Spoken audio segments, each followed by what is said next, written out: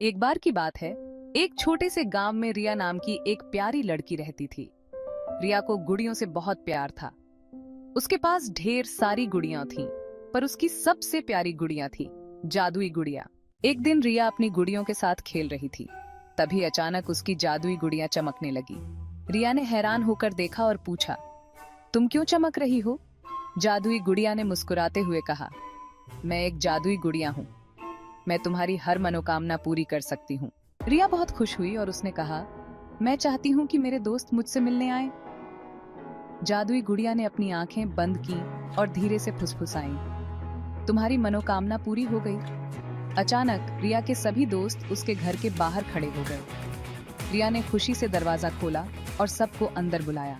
दोस्तों के साथ खेलने के बाद रिया ने फिर से गुड़िया से कहा, अब मैं चाहती हूँ कि हमारे पास ढेर सारे खाने पीने की चीजें हों। जादुई गुड़िया ने फिर से अपनी आंखें बंद की और कहा, तुम्हारी मनोकामना पूरी हो गई। तुरंत रिया के सामने ढेर सारे मिठाइयाँ और फल आ गए। रिया ने दोस्तों के साथ मिलकर खूब मस्ती की और सबने मिलकर स्वादिष्ट चीजें खाईं। रिया ने जादुई गुड़िया को धन्यवाद दिया और कहा, तुम्हारे कारण हमारा दिन बहुत खास बन गया। इस तरह रिया और उसकी जादुई गुड़िया की कहानी पूरे गांव में मशहूर हो गई। सभी बच्चे रिया के पास आते और जादुई गुड़िया की कहानियां सुनते। रिया और उसकी जादुई गुड़िया ने सभी के दिलों में खुशी और प्यार भर दिया।